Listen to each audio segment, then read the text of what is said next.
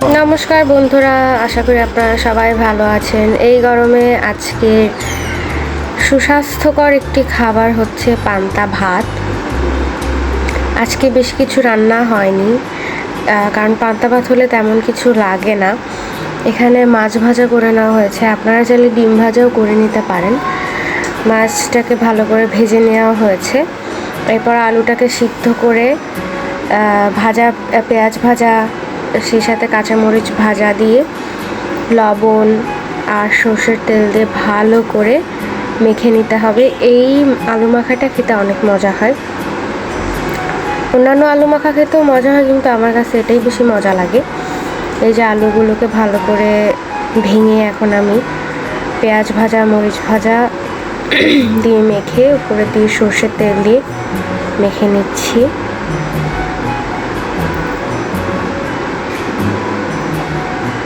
এই ধরনের খাবারগুলোকে আমরা গরমের শান্তি বলি, কারণ এই খাবারগুলো যতটা লোভনীয় ঠিক ততটাই মুখরোচকও বটে, আবার সুস্বাস্থ্যকরও।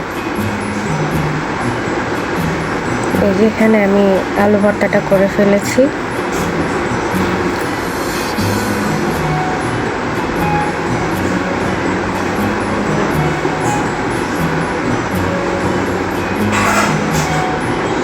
এখানে ভাতে জল দিয়ে দেওয়া হচ্ছে। আমাদের পান্তা ভাত খাওয়ার কোনো তেমন আগে প্ল্যানিং ছিল না, এটা হুট করেই হয়ে গেছে। এর জন্য পরে আর কি ভাতে জল দেওয়া হয়। অনেক আগেরই রান্না ভাত, মানে সকালবেলার রান্না ভাত, তো পরে এটা জল দিয়ে পান্তা করা হয়, ভিজে যাবে। এই যে এখন একটু আমি ঠান্ডা জল দিয়ে দিচ্ছি, কারণ অনেক গরম পড়ছে বাইরে, তাই একটু ঠান্ডা ঠান্ডা ভাত খাইতেই বেশি মজা লাগে। এই যে এখানে দিলাম আলু ভর্তা, ভাত, সে সাথে একটা লেবু,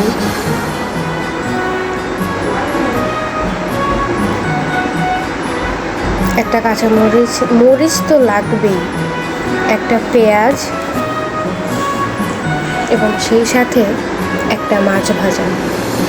আপনারা চাইলে মাছের বদলে ডিমও নিতে পারেন, চাইলে নাও নিতে পারেন, বা শুধু পেঁয়াজ লঙ্কা দিয়েও খেতে পারেন। এটা অনেক মজা লাগে খাইতে।